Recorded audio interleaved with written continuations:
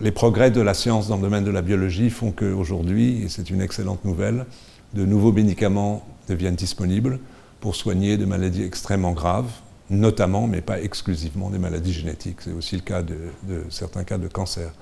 Et on peut prendre un exemple qui est assez illustratif, c'est le développement de thérapies géniques, donc de médecine par les gènes, qui permettent de guérir certaines maladies génétiques et aussi améliorer certains types de cancers.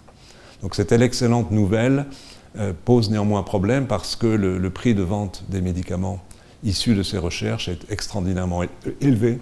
Ce sont les médicaments les plus chers du monde. Et donc, on va rapidement vers le fait que ces médicaments ne seront pas disponibles pour tous, ce qui n'est juste pas acceptable par notre société.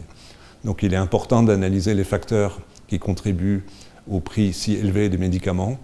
Et lorsqu'on analyse ces facteurs, on s'aperçoit qu'ils ne sont pas tous les facteurs justifiés et que la partie consistant à un profit élevé des entreprises est probablement excessive. Donc il y a une nécessité pour une meilleure régulation des prix. Il y a plusieurs façons d'agir, avoir une meilleure négociation par une transparence et le fait, par exemple, à l'échelle européenne, que l'Europe parle d'une seule voix dans la négociation avec les entreprises du médicament, au lieu que chaque pays, pour l'essentiel, négocie.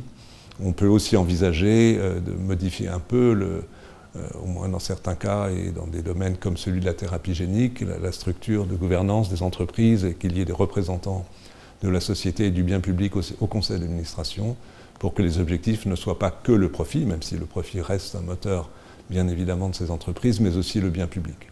Et quelques autres mesures peuvent s'y associer. Mais en tout état de cause, cela est absolument indispensable si nous voulons que l'innovation et donc le développement de médicaments nouveaux et de grande valeur se fasse et que ces médicaments soient accessibles à l'ensemble des citoyens d'un pays donné.